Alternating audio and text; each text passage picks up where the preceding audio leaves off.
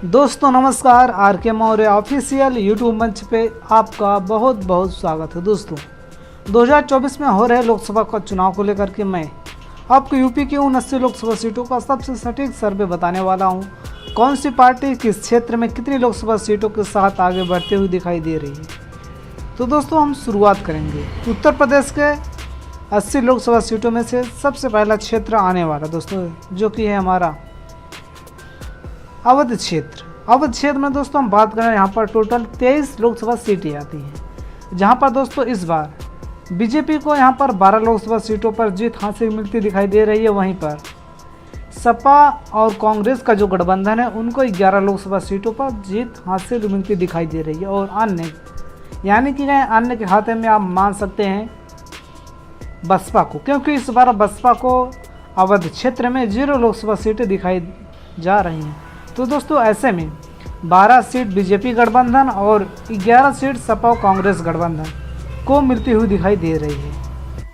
तो दोस्तों ये रहा आपको अवध क्षेत्र का हाल देखने को मिला, जहां पर यूपी में बीजेपी को यहां पर काफ़ी कड़ी टक्कर देखने को मिल रही अवध क्षेत्र में।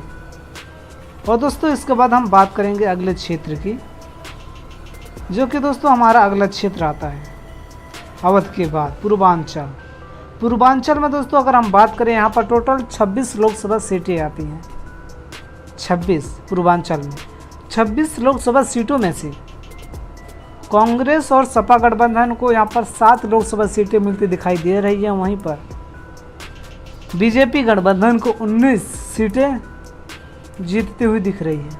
तो दोस्तों ऐसे में कहा जा सकता है बीजेपी काफ़ी मजबूती के साथ चुनाव लड़ रही है दोस्तों, क्योंकि अगर हम बात करें 2019 के रिजल्ट की, जहां पर 80 लोकसभा सीटों में से 65 लोकसभा सीट बीजेपी बड़ी आसानी के साथ जीत गई थी। लेकिन 2019 के मुकाबले इस बार इनको काफ़ी कड़ा चुनाव देखने को मिल रहा है।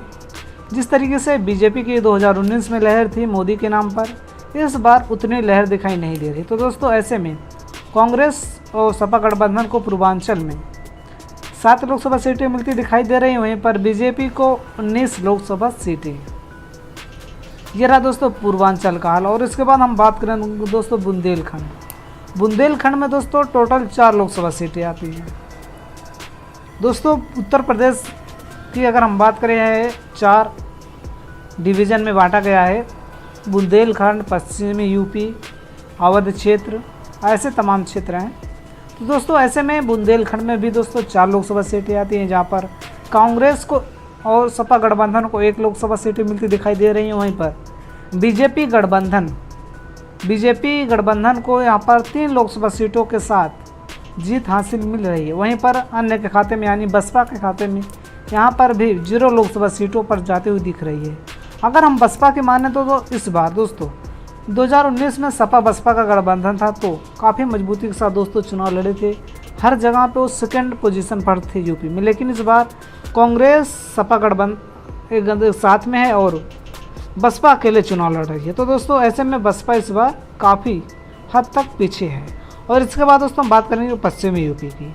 पश्चिमी यूपी में दोस्तों टोटल 27 लोकसभा सीटें आती हैं, जहाँ पर 27 में से बीजेपी को 29 लोकसभा सीटों पर जीत हासिल मिल रही है। वहीं पर कांग्रेस गठबंधन सपा को 8 लोकसभा सीटों पर जीत हासिल मिलती दिखाई दे रही है। दोस्तों ये रहा पश्चिमी यूपी का हाल, यानी कि आप मान सकते हैं टोटल यूपी में 80 लोकसभा सीटों में से 53 लोकसभा सीट इस बार बीजेपी को जीत दिख रही है। वहीं पर 27 लोकसभा सीट सपा और कांग्रेस गठबंधन को और अन्य के खाते में 0 लोकसभा सीटें हो जाती दिख रही है।